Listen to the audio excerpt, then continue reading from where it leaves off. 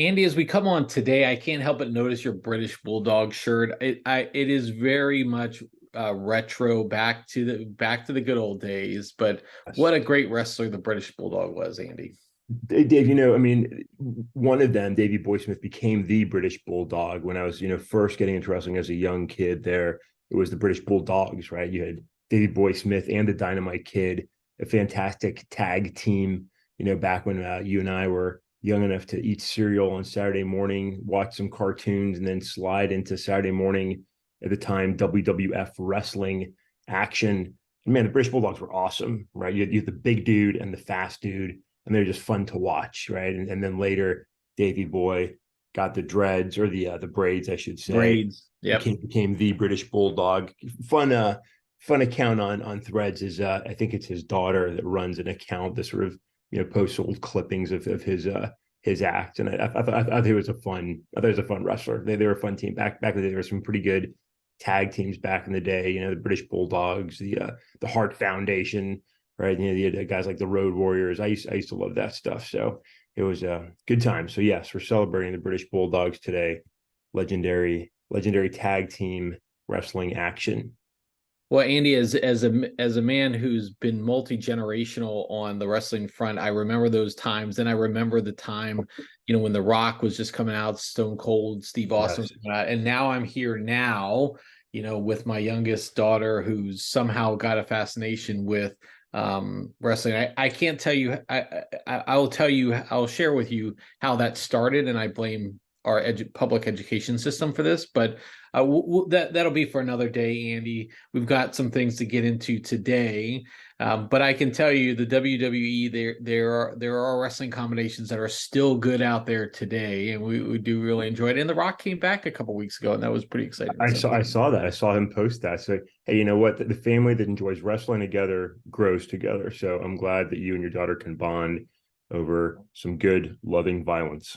when we did go to the WWE Raw event here in Charlotte, there is nothing that can prepare you for when the music hits, like when the theme music hits, the walkout music hits, Oh like yeah. into that Rock event when nobody knew he was going to go out there, and then all of a sudden you hear his theme music. If you smell, when that comes out, you just go crazy. So that's good stuff. So Andy, but we do have to, we got some stuff to get into today. It's So good stuff, uh, man. Andy, we don't, we usually start with a sports check-in. It's Thursday. This will post on a Friday. Our teams aren't playing right now. I'm going to the Orioles game. Great. We'll talk about that next week. Let's switch it up a little bit. Let's do pop culture check-in. All right. So I'm gonna just check in first. With I think we've talked in other areas about our love of Star Wars. Yes. I did conclude the episode of the season of Ahsoka this week. The season premiere with that.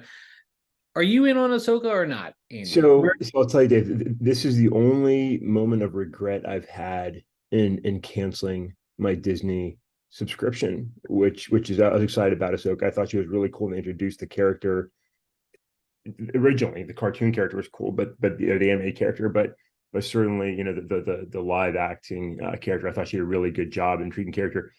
But we were over the Disney subscription. We could talk about that if you want. But so I've missed it. So I've sort of been living, reading a little bit about it, a little bit envious of those like you that have enjoyed it. So I haven't been able to fully dive in. I'm here to tell you. Well, one, I want to get into why you abandoned Disney Plus, Sure. but we'll talk about that here in a second. But I did enjoy Ahsoka because I could put it in its proper place. I think there's too many people who get into these and the ultra fans and oh my gosh, there was this, there was that. Everyone who romanticizes about the original trilogy, which by far and away was a great series of episodes. And I think you can probably relate. Your kids, my kids, the same age, they enjoyed the prequels almost better than the original episodes, and that's because that's what they grew up in. I still have a hard time finding anybody who enjoyed the sequels, but that's neither here nor there. Ahsoka was fine. It wasn't great. I mean, I thought Andor was a really great episode there, season. Ahsoka was fine. I mean, it could have been better, sure. Could have other things, yeah, great. But I think we just have to start putting things in its proper place, and let's just not go overboard on all of it. That's kind of where I'm at on Ahsoka. But Andy, why'd you get rid of Disney? I mean, Well, Dave, I mean, a man's pocketbook can only go so far in the streaming worlds, and you've only got so much time. I mean, you can only watch so much stuff. So, we have to make some hard decisions. We started streaming early. We've been long time Netflix enthusiasts. We enjoy it. We made lots of things that way, and we've had different sources over time. But now, there's a stream for everything, and it all costs money, and it's all time watching shows. So I think we still have Netflix. We've got two other entertainment streams. Plus, obviously I had to get my NFL Sunday ticket, available. So there you go. you only got so many options. I mean, so a man's got to make decisions in this world, Dave. Unlike the federal government, I do have to have a balanced budget, and so we have to make some hard decisions. And sorry, Disney, as much as we love Disney, and I've been longtime fans of the whole Disney and Star Wars and Marvel. I mean, we love all of that stuff, but a man's got to make decisions, Dave, and I have to make decisions. So what is Netflix your number one then?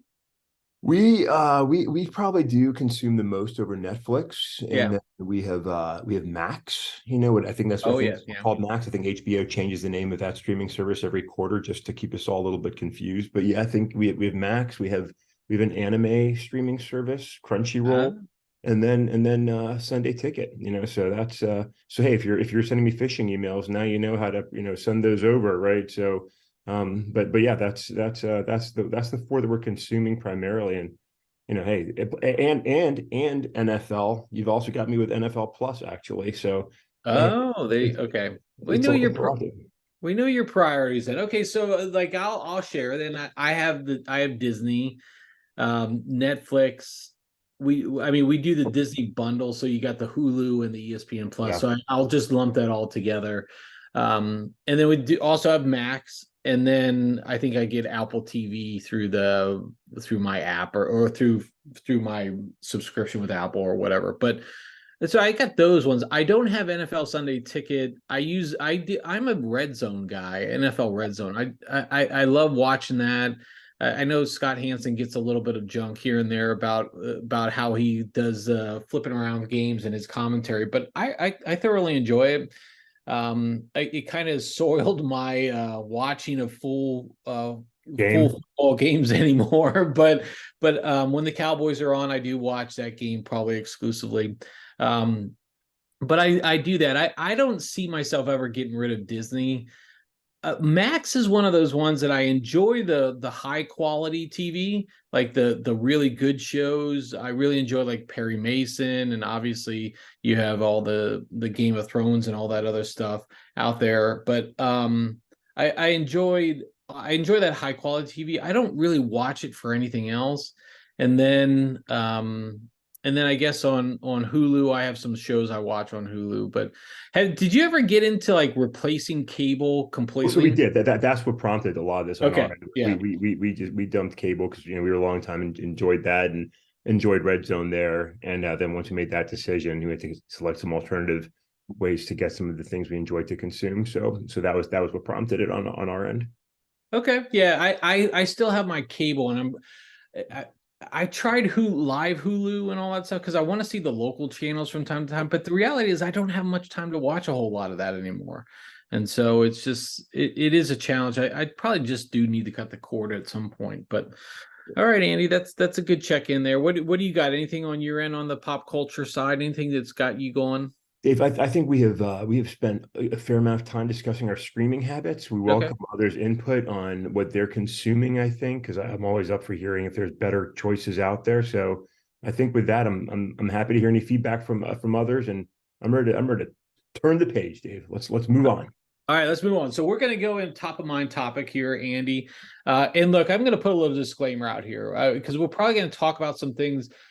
Again, I think Andy and I have our opinions on certain things. I don't think we're extremists on any of the sides, unless you got some blurry backgrounds there, unless you've got some very extremist propaganda in the background. I can't really see. I have right to privacy, Dave. I don't have to answer that question. Okay, there we go. So I don't think you would call Andy and I extremists on any side. So look, if you're going to sit there and say that one way or the other, these pods are probably not for you. What we are going to try to do is probably provide what I think most of the country is looking for these days, with it comes with politics and probably expressing utter frustration. And so, Andy, this week we had, the House of Representatives, which voted out the Speaker of the House, which has never happened before, right? I mean, this is a unprecedented event. In fact, probably in the last 8 years, we've had a number of unprecedented events based on our current political environment, which I think is being frankly driven by those far right and far left sides more than the people who actually should it be serving. We talked term limits last time, Andy. But what are your thoughts here on just opening up about this vote, this unprecedented vote? I mean, the speaker, he had a hard time getting in the first place. Yeah. I mean, he had to make a lot of deals in the first place. I think he alone took more votes than anybody since the Civil War. So over 170 years or something. That's a hard look. And then he gets voted out this week. What are your thoughts there, Andy? Yeah, so well, I'd like to go back for a second, David. I think I think while we both, I wouldn't consider ourselves extremists, we both have political opinions, and I think one thing I always try and do is appreciate that others have very different opinions. You know what I mean? So while we're sharing things, if anybody has different thoughts, like rather than turn off, I'd say love to hear that and engage. I mean, I had some really good conversations in our last podcast. Two individuals, two friends, two colleagues, shared some of their beliefs that are radically different than mine, right? And as my mother's essentially a communist. And that's not true. That's not true. She has strong opinions as well. And I enjoy hearing opinions that I disagree with, because it at least challenges me to entertain what others are thinking, right? Because reality is, whatever we believe, others believe something very different, and if we just dismiss it, we miss it. You know what I mean? And so I really like to try and understand the way others look and feel on certain issues and topics, even if I disagree with them, right? As long as we keep it peaceful and settle the ballot box, as opposed to, I don't know, storming the Capitol, then I think it's good to disagree. So that being said, listen, the actual politics of what happened in the House this week, the gates of hell, right? The Republican Party's current difficulties in deciding their identity, dealing with presidential election in the shadow of the former president, Donald Trump. That's one important aspect of all of this, right? That I'm going to put aside for a second. The actual process of what happened in the House, right? To me, I kind of like it, right? Because at the end of the day, I think people have to remember that in a republic, it does get messy. And those elected officials are there to represent the interests of their community, even the communities we might disagree with. So there's a lot of people in the House. I would say there's probably 435 people in the House who I generally disagree with. Okay. And I kind of like the fact that a small group of representatives representing the interests of their communities, based on the fact they've been elected and reelected by those communities, were able to stand up and cause a change in their party's political activities, right? Now, again, the motivations for that aside, the chaos of that current political dynamic aside, the fact that a representative, that two representatives, that 8 representatives can stand up for an issue and make a difference in our political environment, to me is a testament to the power of democracy and representative government, right? So on that end, I really like what happened in the House. I think it's kind of cool to see that one elected official that, sometimes say, what can one vote do? One vote can cause chaos, which is kind of cool, right? Now, to the politics of it, I mean, the Republican Party is an absolute mess right now, right? They don't know what their identity is. They don't know who's in charge. They don't know who's on first. It's like an old, was a Laurel and Hardy skit, right? Who's on first? Abbott and Costello. Abbott and Costello. Abbott and Costello. Thank you. Skinny guy, fat guy. I get them confused. It's been a long time, but it's an interesting thing to see play out, in the House with the Senate and some folks, and the different perspectives there. And then at the same time, you've got this very crazy Republican primary going on where the leading candidate isn't even present, and you've got these folks fighting at the, not likely to be elected as a nominee, presidential debates. It's just very interesting. It's a very interesting time in American politics. So those are some of my initial thoughts. Yeah, I can appreciate what you're saying. I do think it is important when our government works the way it's been set up. There are opportunities for these things to happen, and it does reinforce again that there are rules that people do follow, and these things can occur and happen. And again, I'm not here to say that the speaker was a good speaker or that he was a righteous Yeah, and nothing to that effect. he I was a do terrible speaker. to your point, I think I grew up Republican. I'm no longer Republican. I would say I'm more independent than anything else, just sharing my political beliefs. Look, Like I'm most Americans, Dave, like most Americans. that's true. I think, frankly, I'm for the guy with the best idea, and the best thing. I can't get behind somebody who, has questionable backgrounds or behaviors. And look, my personal behaviors and background aside, I mean, I still want to have that in my elected officials, some level of trust and confidence. Yeah. I do think, frankly, I feel, the Republican Party is just a mess. I mean, it is and you see it all over the place. And you say the Democrats are a mess too, frankly. Let's Oh yeah. be equal Yeah. opportunity here. Yeah. Everybody's a mess here.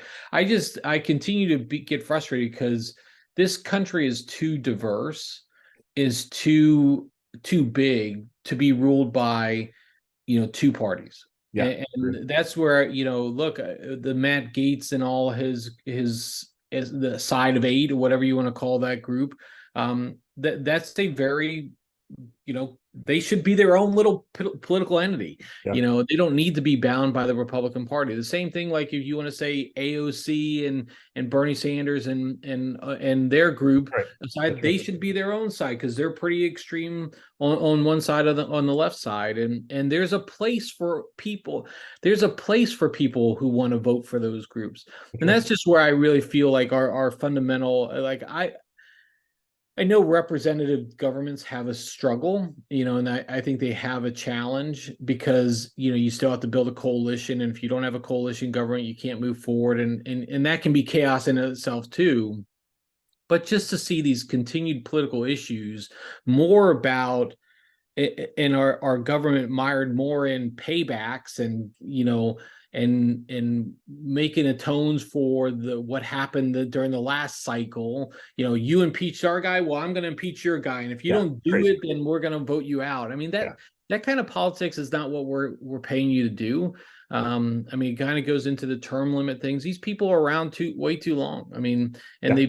and frankly, you can say Matt Gaetz can stand up and say, I'd rather have $20 from the common person than beholden to the lobbyists. I guarantee you he's getting money from some places. He's not doing it based on $20 from all of the people in Yeah. his That's right. That's right. electorate. So that's just where I get frustrated, and I see this stuff, and it takes away from conducting the business of the country, which frankly, there's a government shutdown that could be coming in less than a month. Yeah. And there are a lot of people who are going to be negatively impacted by that. There are people who have already been negatively impacted by that. And I just think we should focus on what's important versus, the payback stuff. So that's just kind of where I fall.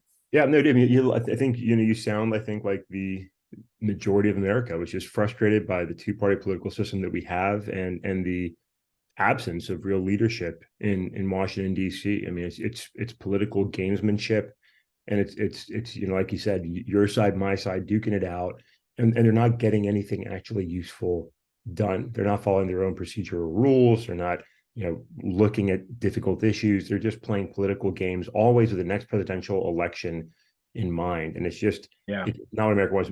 More Americans identify as independent than at any other time in history. More Americans express frustration with the two-party political system, with the candidates that are being available. I mean, for the love of God, Dave, we're looking at the potential, the likelihood of a Trump Biden too. And I'll tell you on that same note, while I don't really care for the main alternative candidates that are presenting themselves, there's talk of Robert F. Kennedy Jr. announcing as independent this month. There's going to be a Libertarian Party candidate. You've already got several other independents with some level of name recognition running. I don't necessarily like the candidates, but I love the idea of 3, 4, 5 candidates being on the ballot in all 50 states, and Americans having to make decisions and being able to make choices. Because, like you said, I might not agree with the Trump Gates, contingent of the Republican Party. But there are many Americans that do. And I might not agree with Bernie Sanders and AOC, but there are many Americans that do. And they have a right to be represented. And our two-party political system isn't conducive to those views being captured in a party, because people fall into these two big umbrella, messy, nonsensical parties. And so there's a lot better that we can do. And open ballot access can help that a lot. I'm a big proponent of ranked choice voting. These can help us get better representation. And that's good for all Americans, even though, just like what we saw in the House this week, it can cause some level of chaotic activity. That's a republic, man. That's Yeah. democracy in action. That's freedom and representative government. Like, it is messy, but that is designed that way on purpose, because that's how things get done in an effective representative manner. It's difficult at times, but as long as we keep it peaceful, right? So no, again, you can take violent action to support your political beliefs or your opinions on who won or lost an election.